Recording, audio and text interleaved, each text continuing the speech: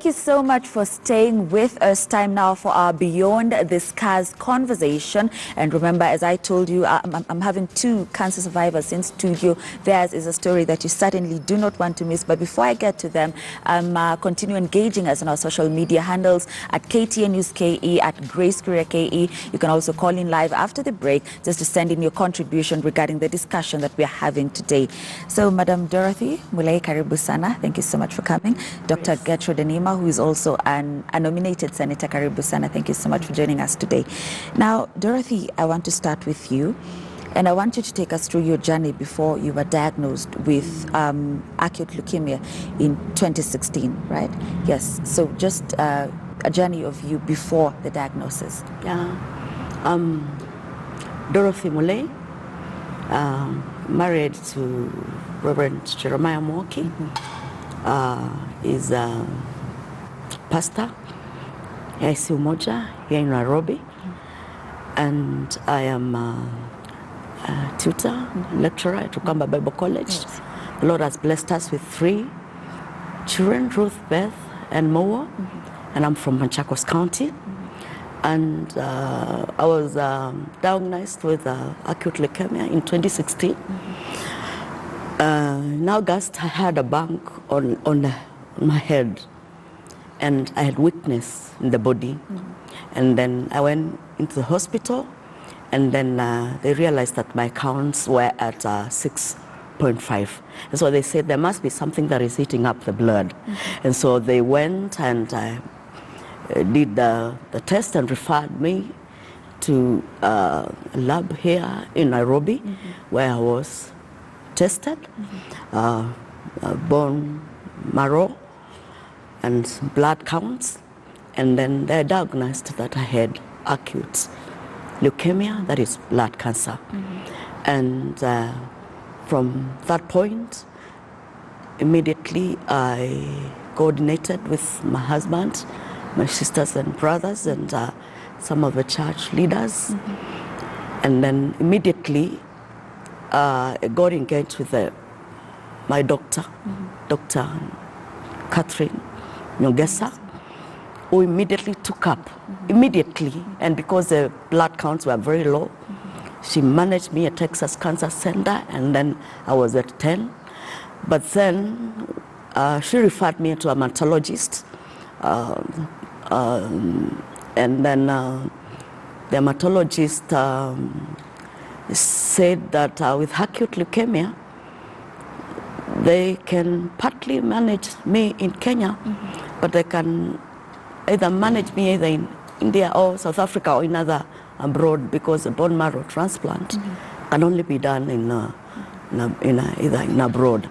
And so after that, the family agreed, and the hematologist also with Dr. Catherine Nyongesa then referred me, and with the help of very good friends, in about very few weeks, I went to India. I was put on chemo.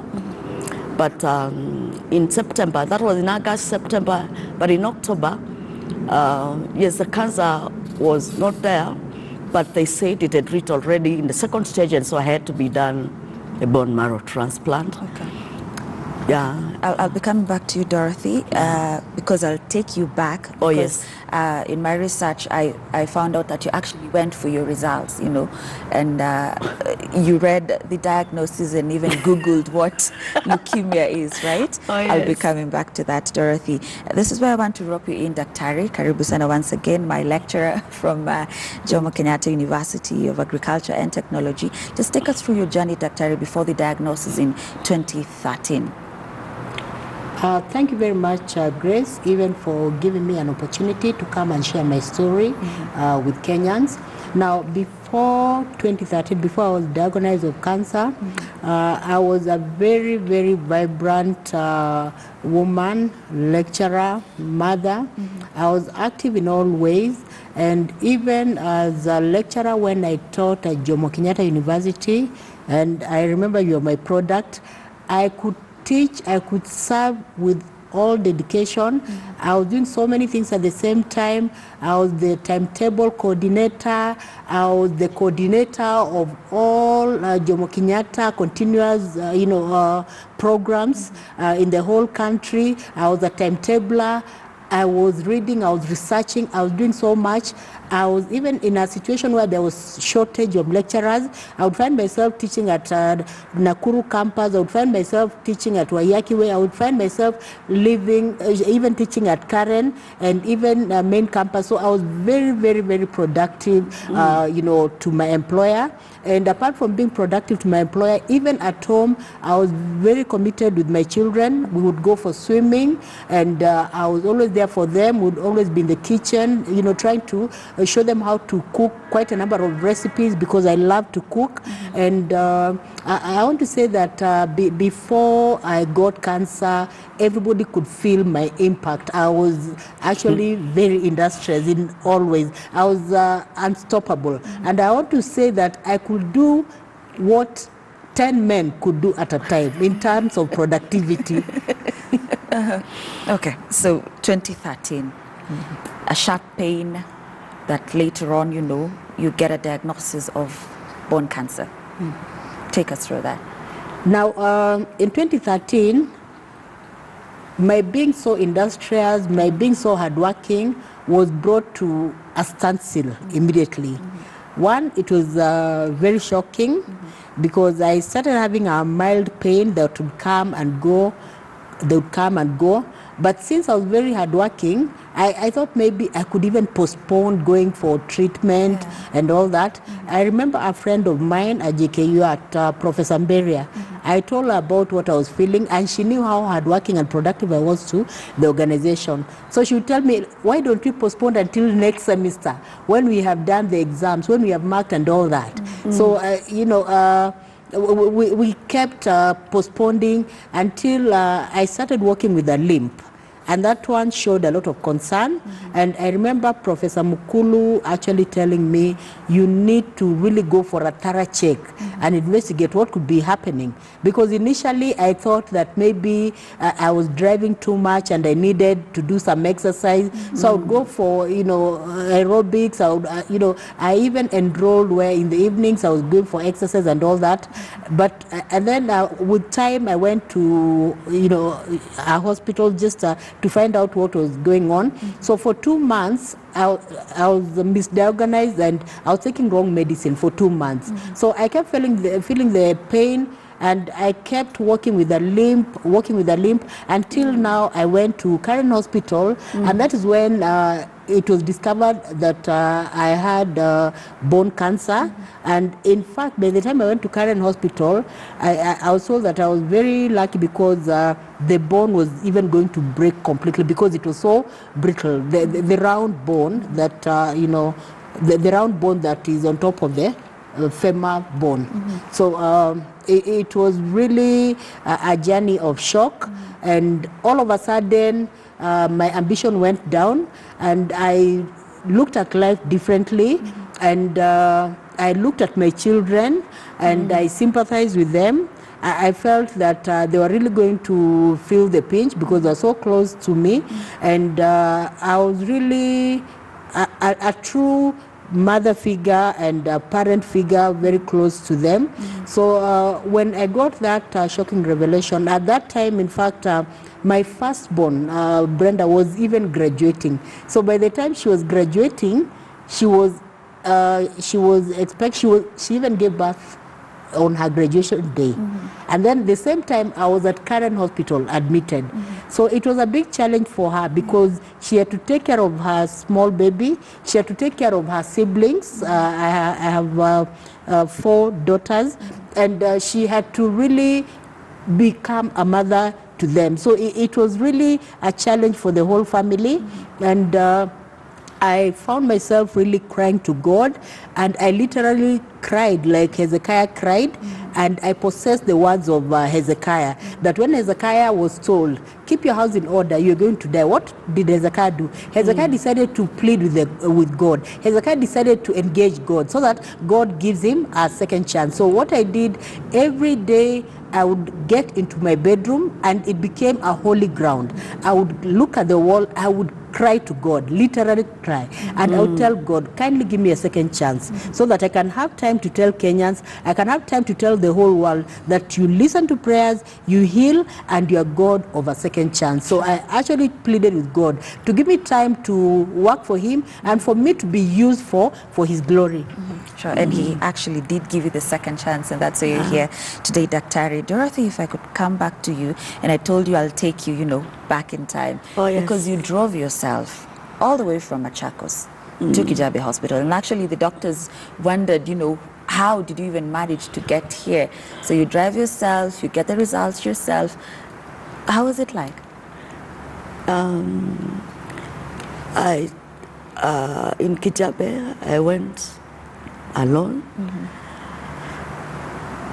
I thought I was fit. I didn't, just the weakness. I thought everything was okay. But then when they asked me, who did you come with? I told them, I came alone, and they were surprised.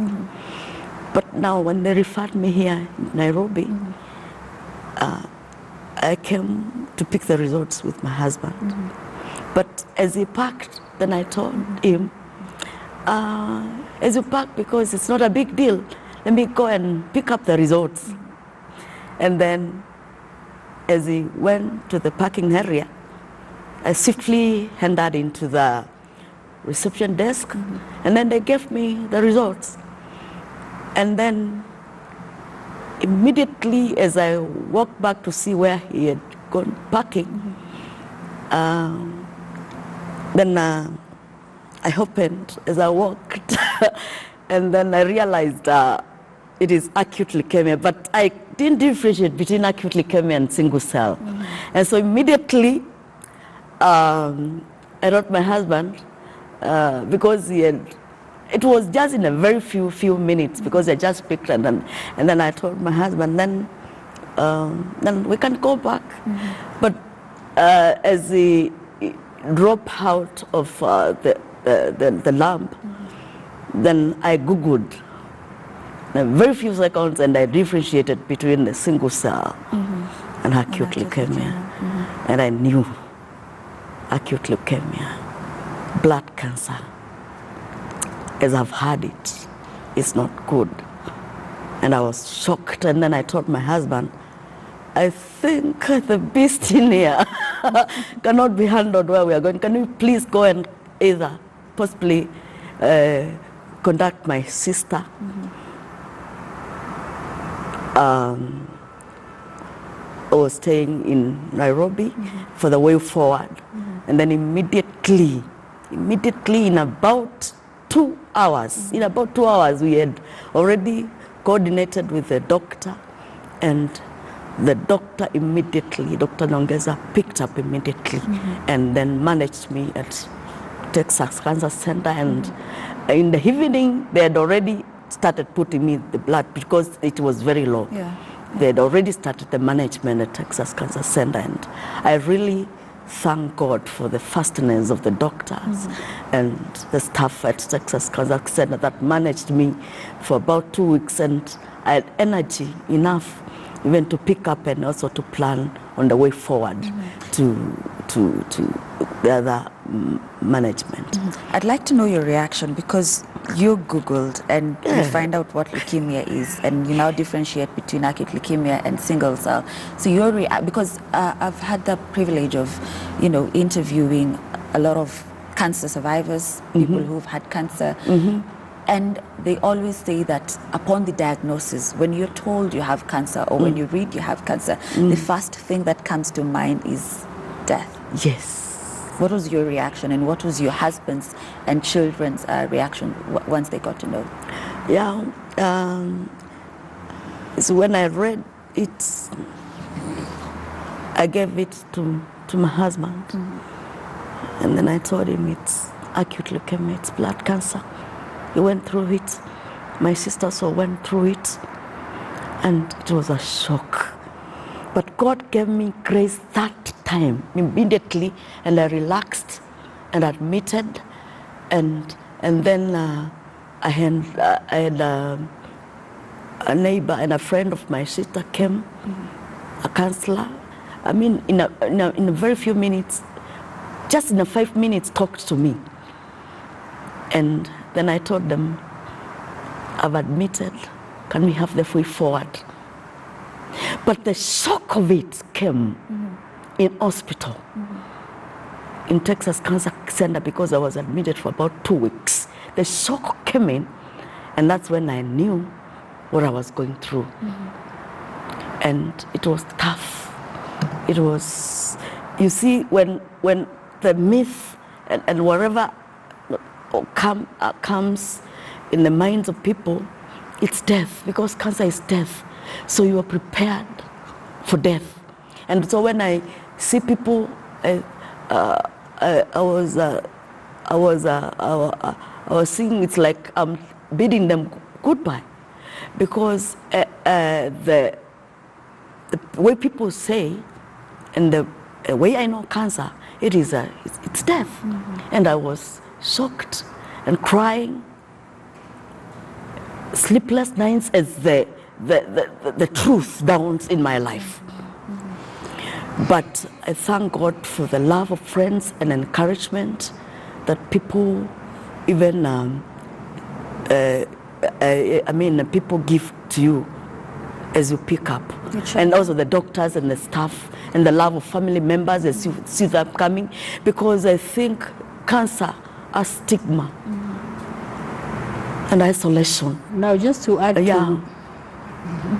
just to add to what she's saying, when it comes to the issue of cancer, it comes in as a very big shock. One, to the individual, because psychologically you are not yourself again. You look at life differently. You have very many worries. If you have children in school, you are worried about how will the children go to school, how will they stay without a parent figure. And another thing also, even when you have children who are fully grown, you have that fear, will they ever get jobs if they don't have jobs? So there are so many worries that go on as an individual having cancer. But still, even apart from the individual, the entire family is affected. If you have children, they are affected. Like in my case, I remember my children were so affected. Their performance in school went very down. Like my last born was in class 6, and her performance went down completely. The other one who was doing law at current campus, her performance went down completely. So everyone is affected. A family is a unit. So if one person is affected, everyone is affected. And also when it comes to issue of finances, as a family, everyone has to bear that burden. So the pinch is felt by the entire family. The burden really cascades to everyone in the family, and life is never the same for you as a cancer person, as a cancer survivor, a patient, you as a cancer survivor, and you as the significant others within the family unit. You're all affected. No one can really be too strong. So probably maybe what needs to happen, you'll find that even your friends are affected. There's some who will be afraid of coming to see you because they don't know how to approach you. They according to them, you are almost dying. And in fact, for some people, they begin counting your days. You see? Oh, you are diagnosed with cancer. They give you 3 months to survive, 5 months, 6 months, 1 year. Did that happen to you? Yes, yes. And you see what happens, even where you're working, people have an attitude naturally because they see you as being a cancer survivor, and they assume that you may not be productive. So you find that even the task that they would give other people, they may not give you. Even in terms of promotion, by the way, this discrimination of cancer is right. It's rife everywhere. And it's time, I think, people need to be sensitized that cancer is not contagious, because people look at you like, Yes, it's true. yeah, when your skin changes dark, some people will even fear approaching you, Yeah. because they imagine that maybe they'll also get cancer and all that. So that societal attitude needs to really change. And even in terms of promotion, employers, they need to look at cancer differently, and even the government needs to look at cancer differently, because people having cancer are just like anybody else, and they actually want to be productive, you know, and add to the economy. Sure. Yeah, they do not want to be pitied. You know, when we subject them to pity, then we send them to the grave very fast. So I want to say, like, for my case, for me to be where I am, it has been a really, really journey of trusting God completely, to make people know that He is more than what even doctors can do. So it has been a journey of faith, even for me to be where I am. And each and every day, I keep telling God to use me and show people that He does not treat, but He heals. Oh, And yes. He's able in all ways. Yeah. Dorothy, Yeah. still on what Dr. here is telling us, Yeah. because I've counted, you've used the word stigma twice since you started. Yeah. Did you experience it? What Dr. here is telling us, you know, that once you're diagnosed with cancer, it affects, you know, how people look at you, promotion at work, you know, the changes that come Yeah. with the physical changes, rather. Did you experience any of that? Yeah. The stigma, The stigma. comes, the stigma in your physical appearance. You see, after the chemo and by bone marrow transplant that was done in 2016, because my sister donated the cancer, I mean the bone marrow cells in India. I first went with my sister and my husband to India, and then my mother joined me, and then my sister Jackie donated the bone marrow cells to me. The body changed immediately. They changed immediately. And this hair has gone off 4 times. The skin has changed 4 times. These are brand new nails, because they go off, you become black, and people can hardly understand you. In fact, sometimes you go greeting people and they ignore you and tell you, I don't know you, because you've changed completely. Weight reduces. I remember I went up to about 40 kilos. And you become very skinny. People think that it's contagious. They do not even want to greet you. And it's tough. And also for the children, I remember when I was admitted, that my husband had not to explain, because the children were not big enough. Now the trauma, it really affected my children academically and all this. And now to be told that mommy has cancer and blood cancer, my husband had to be open to them, to tell them. But then I think somebody slipped by, and the little boy was told that mommy, ile ugonjwa wako nayo ni mbaya sana. And as they ask, and at one time I would understand his trauma, because at one point when I was very down and admitted, he came and asked, Mommy, will you come for my visiting? I knew what he was communicating. In other words, he was asking, will you be alive to attend to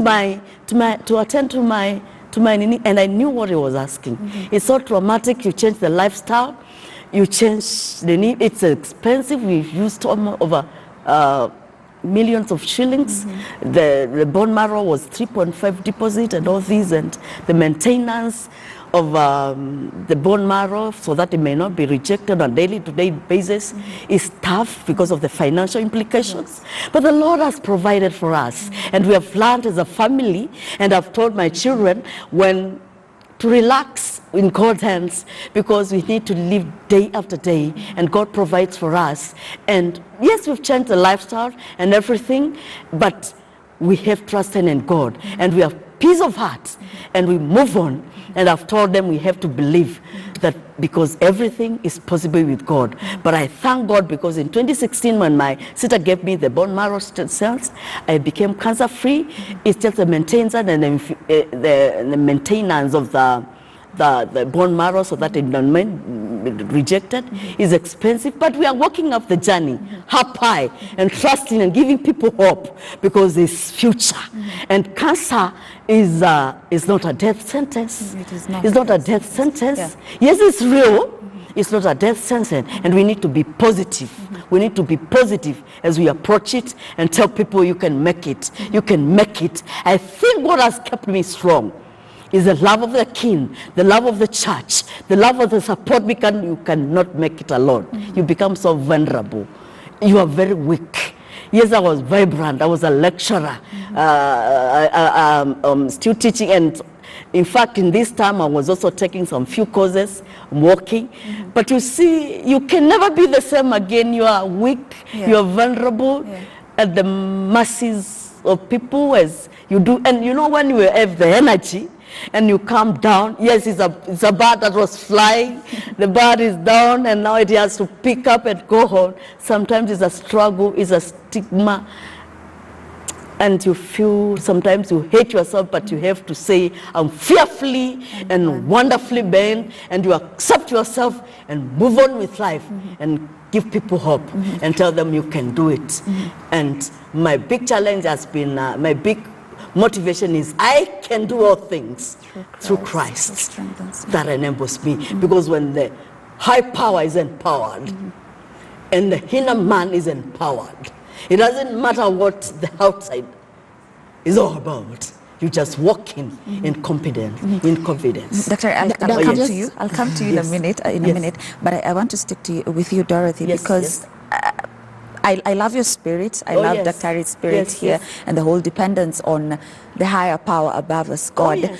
But let's talk about the effect that the changes physically do to you. You know, your skin, your hair falling off and everything. Let's talk about that. Oh, like I had long hair. And so after my first chemo, and the good thing, the doctors prepare you and tell you at one point you lose the hair. But then I was shocked one day when I went to the bathroom, and then as I bathed, the hair went off. And you see, sometimes when you lose the things that you love as a woman, it's painful. It's painful. And you lose your skin color. You lose appetite, the effects of chemo. It's a tough journey. And you have to accept that is happening. And you move on with life. But and you reach a point because, you know, you reach a point, you see, in India, when I was in India, I was put in isolation room because in ICU, and in the isolation room, sometimes you reach a point and you feel that you cannot make it. Sometimes you reach a point where you are in a coma, and then you wake up and you become down. I remember one time I told my husband, I think we have spent so much of our investment, we have sold our investment. I think I'm letting loose. That the 3 children are in school. We've sold our investment, we are struggling. Yeah, we've tried to raise funds with friends, and you know, raising funds is tough. Because you can't make it, it's a very expensive exercise. You can't make it alone. And your bank and whatever you have is very little. The maintenance is cancer is very expensive to maintain, and the lifestyle. And because of the low immunity that I have, maintenance, the place that I stay must be very clean Yes. and all this. And so the treatment is tough and painful. I remember because of the blood cancer, I was put on medication, that a small bottle, 24 hours in 7 days to clear up the cancer. And in ICU, on and off, sometimes hospitalized. I stayed in India for about 10 months. I've left my children here, and it was tough, but the Lord took us through all through that. Okay. Yes. Okay. Dr. Allow me to take a break. I'll be Sure. back with you after the break. Please allow me. So we need to take that short commercial break, but do stay with us. I see your feedback. I'll be sampling it at the end of the program. Keep it coming, actually, at Grace Korea KE, at KTN News KE. Stay with us. We're back after this short commercial break.